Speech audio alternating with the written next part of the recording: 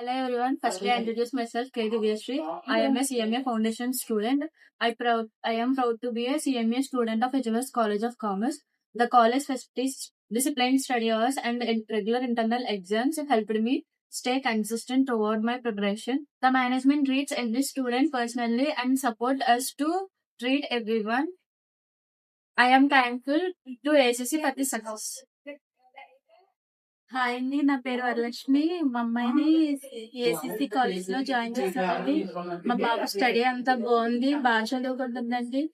Exams అవి బాగా preparation ఇస్తారండి. సార్స్ అండి, మేడమ్స్ అండి చాలా బాగా పట్టించుకుంటారండి.